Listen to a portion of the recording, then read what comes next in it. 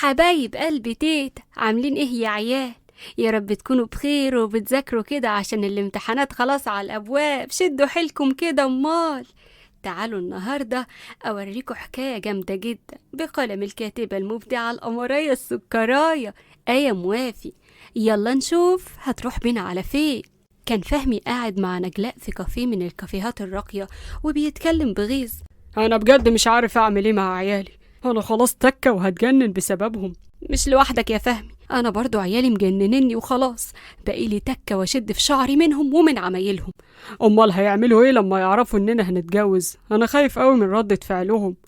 سيبك من ردة فعلهم، اللي انا خايفة منه اكتر هنعمل ايه اصلا لما نتجوز؟ عيالي وعيالك هيقضوا علينا بدري من عمايلهم السودة دي، وهم مش عايشين مع بعض في نفس البيت وخربينها. امال لما يتجمعوا بقى في بيت واحد هيعملوا فينا ايه؟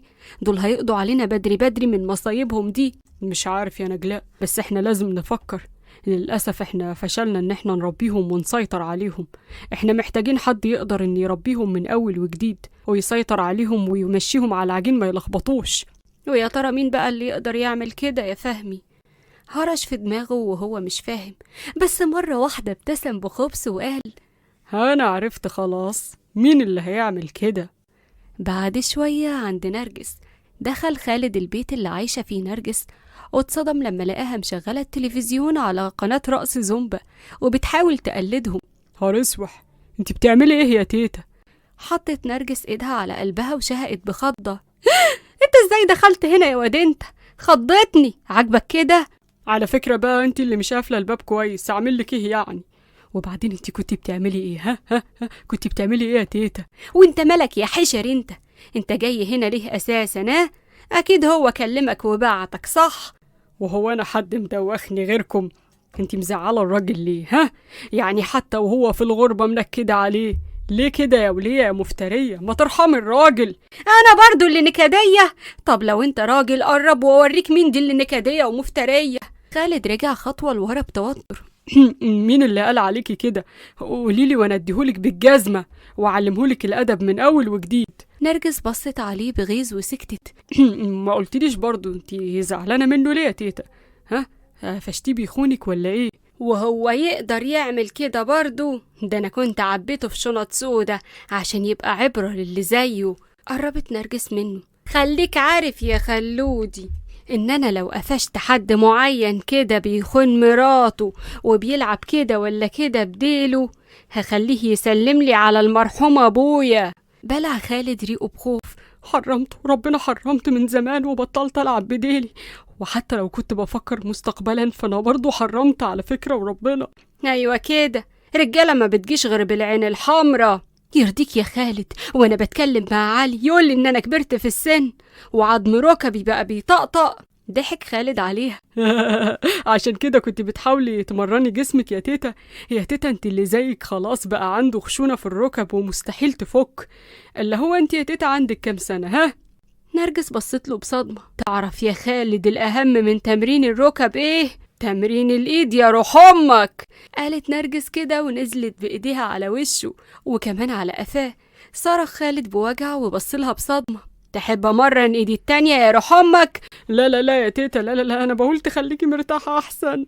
نرجس بصت عليه بقرف وودت وشها الناحية التانية. هو أنت يا تيتا كده على طول؟ إيدك سابقة لسانك دايما. عموما تعيشي يا حبيبتي وتديني غيرها. وطى خالد صوته واتكلم ببرطمة. يا شيخة حسبي الله ونعم الوكيل، عجوزة بس ايدك تعلم على تخن تخين. انت بتبرطم بتقول ايه يا واد انت؟ علي صوتك خلينا اسمعك. مش ببرطم، بقول حاجة يا تيتا. على فكرة جدو علي كان بيهزر معاكي مش اكتر، انت اللي اتقمصتي يعني. بقول لك ايه يا انت، سيبك دلوقتي من علي واستناني بره لحد ما اغير هدومي. طالما انت جيت لحد هنا يبقى استغلك واخليك توصلني المشوار اللي انا عاوزاه. من عينيا يا تيتا، انت تأمري. هو انا استجري اقول حاجة يا حسرة؟ طب يلا غور من قدامي. فتحت نرجس باب الشقة وزقته على بره، قفلت الباب في وشه. مقبولة منك يا تيتا. ما ردتش نرجس عليه. غيرت هدومها ونزلوا الاتنين على تحت. بعد شوية كانوا وصلوا الاتنين للمكان اللي هي عاوزاه. غور بقى وابقى اقول لعلي بتاعك ده ما يتصلش بيا لا زعله. نزلت نرجس وهو قلب غيظ. يا وليه يا مفترية، ما تجيش إلا على الراجل الغلبان، ولا هو عشان بيحبك بتعملي فيه كده؟ أما انتوا يا ستات. ما كملش كلامه ومشي بالعربية بسرعة وخوف. أول ما لقاها بتقلع اللي في رجلها عشان تنزل بيه. ماشي يا خالد الكلب، وربنا بس اما اشوفك هوريك وقتها الافتراء اللي بحقه حقيقي بيبقى عامل ازاي. لبست نرجس الشبشب تاني واتنقص رباية بصحيح. اتنهدت نرجس وخبطت على البيت، فتحت واحدة من الخدم ورحبت بيها. نرجس دخلت البيت ولقت راجل وست قاعدين جنب بعض، قدامهم واحدة في سنها. ابتسم فهمي أول لما شافها. أهلا بيك يا تيتا، كويس إنك جيتي. سلموا كلهم على بعض، وقعدت نرجس جنب رجاء بعد ما عرفوهم على بعض. بصي يا تيتا نرجس، انتي وتيتا رجاء، انا وفهمي وجيران يعني، وولادنا احنا الاتنين صحاب. انا بيتي جنب بيته على طول، يعني بصراحة كده ولادي وولاده الاتنين أشقياء خالص ومطلعين عينينا احنا الاتنين. أغلب مصايبهم مع بعض، علشان كده احنا كنا عاوزين مربيتين، واحدة لعيالي وواحدة لعيالها. يعني عاوزينكم انتوا الاتنين تحطوا ايدكم في ايد بعض وتسيطروا عليهم وتعلموهم الأدب هما الاتنين، عشان بصراحة كده في حاجة عاوزين نعملها احنا الاتنين وخايفين منها. رجاء قالت له حاجته اللي عاوزين تعملوها. بص فهمي ونجلاء على بعض بحب. نجلاء قالت بصراحة كده احنا الاتنين بنخطط للجواز من بعض، بس مش هنعمل الخطوة دي ولا نعرف العيال أي حاجة لحد ما يكونوا يعني متربيين ومتعلمين الأدب من أول وجديد. غير كده أنا وفهمي هنروح للي خلقنا بدري بدري من عمايلهم، والعيال مبهدلنا وصحاب، ما بالكم بقى لو سكنوا في نفس البيت. أول ما نجلاء خلصت كلامها نرجس زغرطت. يا ألف ألف مبروك مقدما، أنا مش عاوزاكوا تقلقوا من حاجة خالص، إحنا هنمشيهولكم على عجين ما يلخبطهوش. ولا إيه يا رجاء يا أختي؟ أيوة طبعا يا نرجس، ده أنا هخليهم يقولوا حقي برقبتي. والله أنا قلبي كان حاسس إنكوا بتحبوا بعض، أصل انتوا شبه عصافير الحب. ابتسمت نجلاء بكسوف، وفهمي قال ليكوا عليا، لو عملتوا اللي احنا عاوزينه أنا هعمل لكوا أي حاجة تطلبوها، المهم العيال تتربى قبل ما تجلط منهم. لا لا لا، تتجلط ايه بعد الشر عنك، امال مين اللي يتجوز القمرايه دي؟ ما تقلقش يا استاذ فهمي، احنا هنعمل اللي انتوا جايبيننا عشانه وبزياده كمان. اتمنى بجد يا تيتا نرجس، بس خلوا بالكم انتوا الاتنين لازم تبقوا على تواصل مع بعض، ها، لان في كل مصيبه بتحصل يبقوا عيالي مع عياله، في الاخر كده انتوا الاتنين لازم تخططوا ليهم علشان دول ما يقدرش عليهم غير ربنا. نرجس ورجاء بصوا على بعض بخبث وقالوا في نفس واحد بس كده، ده انتوا تؤمروا. ابتسمت نجلاء وقامت من مكانها. حس كده بقى، فتعالي معايا يا تيتا رجاء علشان نروح بيتنا وعرفك على ولادي. رجاء هزت راسها بعد ما خدت رقم نرجس. نرجس قالت يا ريت يا استاذ فهمي تعرفني على عيالك عشان اعرف اتعامل معاهم ازاي. كان لسه فهمي هيتكلم، بس يوسف ابنه الكبير دخل البيت وهو بيغني وبيقول أنا عايز البيضة كم بيبي كم، أنا عايز السمرة كم بيبي كم، أكل الوزة كم بيبي كم، ولا أكل البطة كم بيبي كم. فهمي قال له بغيظ يا أهلا وسهلا بالشملول الكبير بتاعنا، حتى ما انتش عاتق الستات في دي كمان. نرجس بسخرية وهي شايفاه لابس سلسلة وستايل هدومه شبه العيال الفرافير. ما فيش داعي يا أستاذ فهمي تعرفني إنه صايع وضايع وبتاع بنات، الجواب باين من عنوان. ويا ترى بقى عندك كام سنة يا شملول؟ شملول؟ هو أنتي بتتكلمي معايا أنا يا ولية أنتي؟ شدته نرجس من شعره الطويل. أمال بتكلم مع أبوك يا عين أمك؟ لا مؤاخذة يا حاج. لا يا حاجة ولا يهمك، براحتك. يوسف اتكلم بغيظ وهو بيحاول يبعد ايدها عن شعره. ابعدي عني يا ولية انتي. بابا انت ازاي سايبها تكلمني كده؟ وبعدين انتي مين اصلا يا ولية انتي؟ ولولو عليك بدري يا بعيد، ولية في عينك يا قليل الادب. ايه اللي انت عامله في نفسك ده؟ لابس لي سلسلة يا روح خالتك، وايه يا واد البنطلون اللي مسقطه ده؟ عليا النعمة لو ما اتعدلت ورفعت البنطلون زي البني ادمين الطبيعيين وقلعت السلسلة اللي انت لابسها دي، لكون موزعة عليك قرص وكحك رحمة ونور وانت في القبر يا حيلتها. شدته من شعره اكتر. وشعرك اللي شبه البنات ده لو ما تقصش وربنا لحلقه لك زيرو، وخليك عبرة لغيرك، فاهم ياد ولا لا؟ ما ردش عليها وبصلها بغيظ. لا شكلك كده يا واد مش بتفهم بالكلام. رفعت نرجس ايديها ونزلت بيها جامد على قفاه. صرخ يوسف بوجع ووقع على الارض، فضحكت بسخرية. يا بطة انت وقعت من اول قفا يا حيلتها. يا ريتها الله يرحمها كانت جابت دكر بط بدالك، كان هيبقى له نفع عنك. قربت منه وهو من خوفه استخبى ورا باباه. يا تي بطة، انتي خايفة مني يا بيضة. بابا، هي مين دي يا بابا؟ فهمي بشماتة وهو فرحان لأنه أول مرة يشوف ابنه خايف من حد. دي اللي هتربيك من أول وجديد، انت واخواتك يا قلب ابوك. هقدم لك المربية نرجس اللي هتعرفكم يعني ايه حق وتمشيكم على العجين ما يلخبطوش، يعني من الآخر كده هتتروقوا على الآخر. يوسف بصله بصدمة. نعم، مربية؟ ليه، هو انت شايفنا صغيرين ولا ايه يا بابا؟ نرجس رفعت حاجبها. ايه عندك منع يا ولا ايه؟ يوسف هز راسه بلقة بخوف. في ثانية إلا ثانية تكون الحاجات اللي قلتلك عليها اتعملت. ولو ما عملتش كده يعني هتعملي ايه؟ ابتسمت نرجس بشر. هعملك معاملة الخدم أيام الفراعنة. انت عارف يا قلب تيتا من جوه كانوا بيعملوا فيهم ايه؟ هز راسه بلقة وهي كملت. كانوا بيدهنوهم عسل عشان التبان والحشرات يتلموا عليهم. اقسم بالله يا يوسف لو ما عملت اللي قلتلك عليه لكون مغطسك في برميل عسل وربطك على باب البيت يومين كاملين عشان تعرف ان الله حق. ابتسمت بشر وقالت ده انت الدبان والحشرات هيجروا عليك ايه كأنك واحد منهم. برق يوسف بصدمة وهو بيتخيل منظره وصرخ مرة واحدة بفزع. لا لا لا، خلاص هعمل والله اللي انت عاوزاه، بس بعيدي عني. شاورت نرجس على فوق. 5 دقايق لو ما لقيتكش قدامي منفذ كل اللي قلتلك عليه هنفذ على طول. غور من وشي يلا. بعد يوسف عن باباه.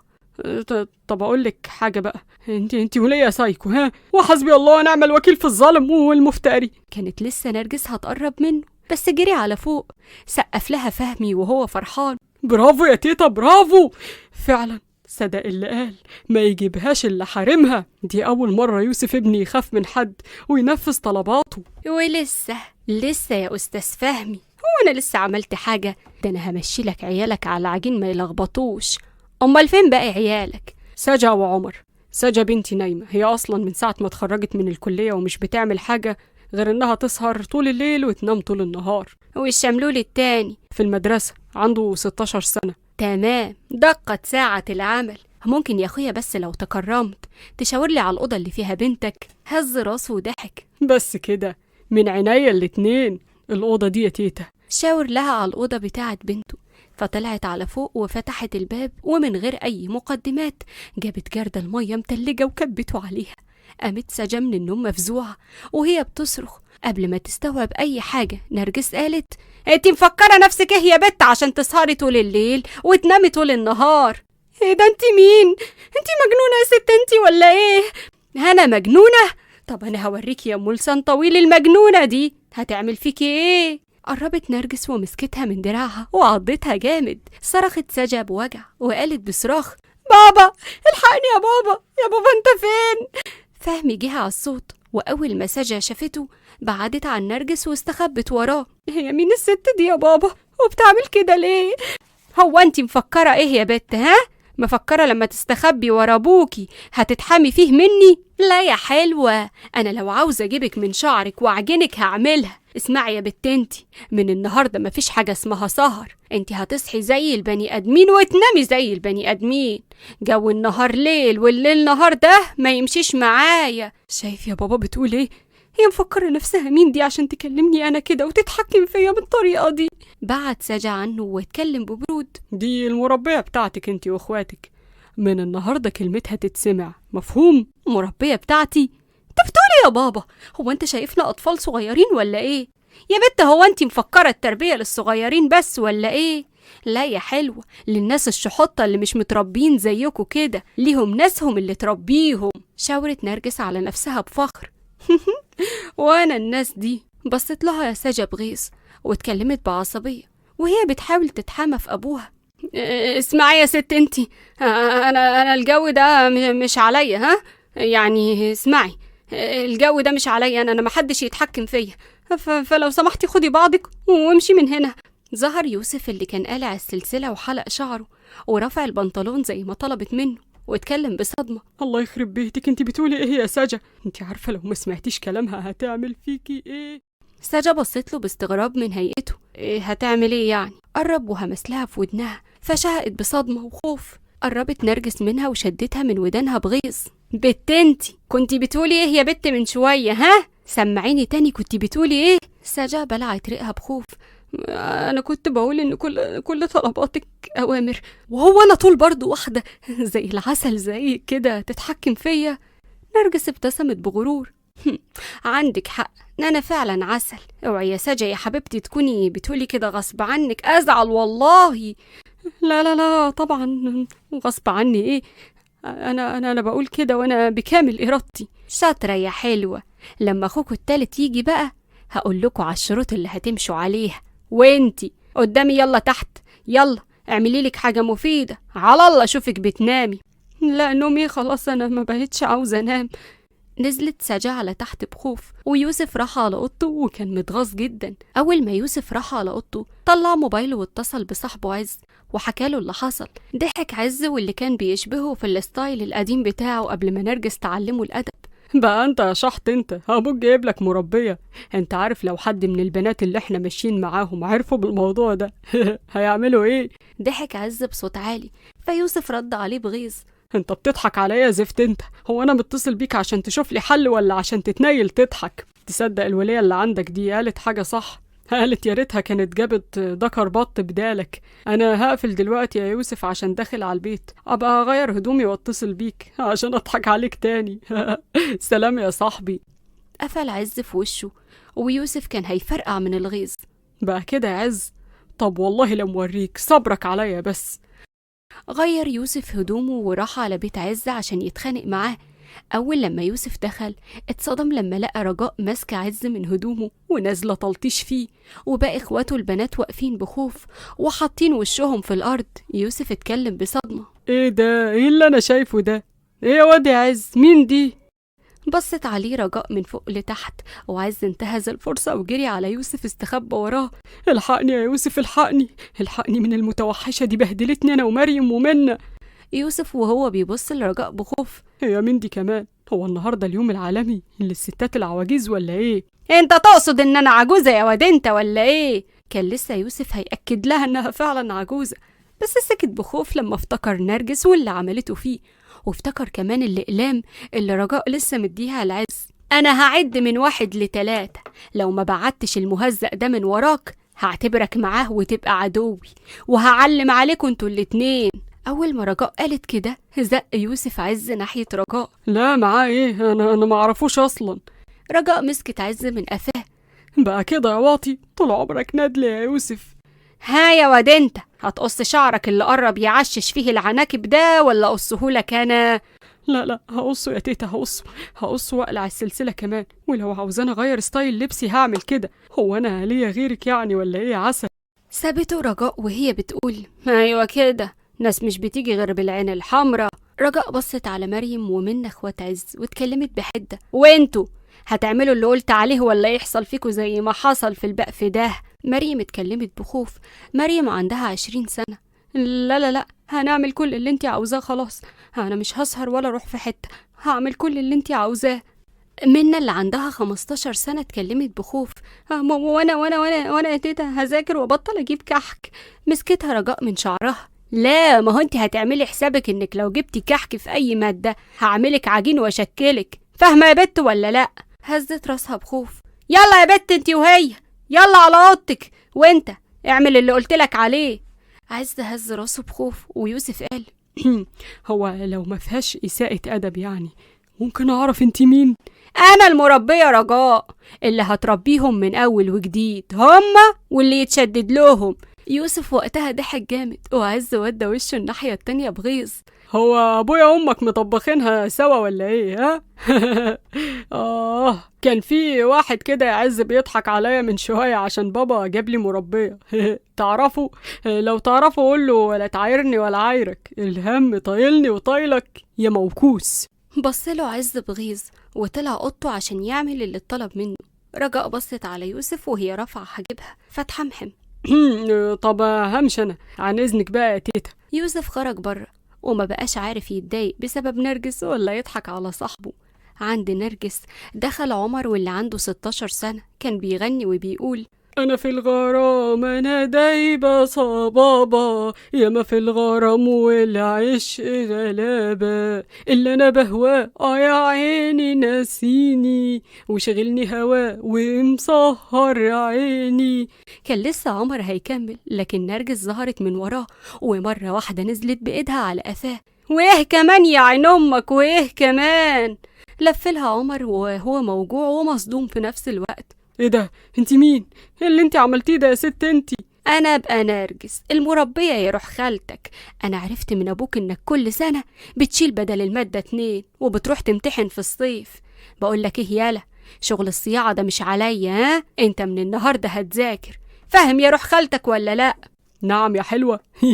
المربية؟ هو أبويا طلع متجوز من ورانا ومخلف عيل صغير وجابك تربيه ولا إيه؟ ها؟ لا يا ظريف يا خفيف الظل أنت، أنا جاي عشانك أنت والفشل أخواتك. ضحك عمر بصوت عالي.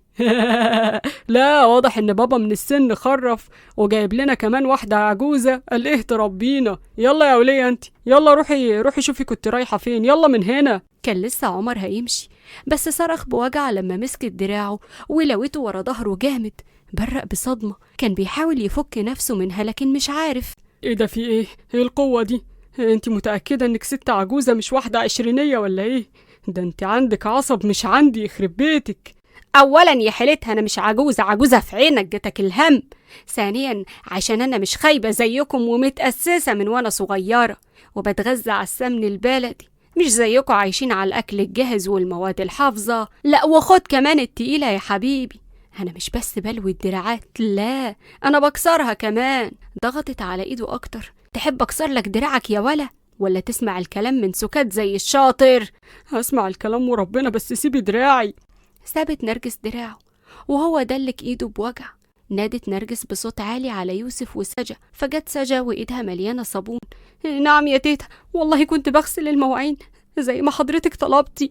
بصلها عمر بصدمة لأن عمرها ما شالت كوباية من مكانها، فازاي دلوقتي بتغسل المواعين؟ كان لسه عمر هيتكلم لكن اتصدم صدمة عمره لما لقى أخوه بهيئته الجديدة.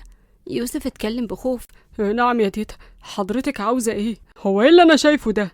اختي بتغسل المواعين ويوسف حالق شعره، هي الولية دي عملت لكم ايه؟ نرجس رفعت ايدها للمرة التانية ونزلت بيها على وشه. ولية في عينك يا قليل الحياة، انت لو قلت عليا ولية تاني هخلي وشك مساوي الاسفلت، فاهم ولا لا؟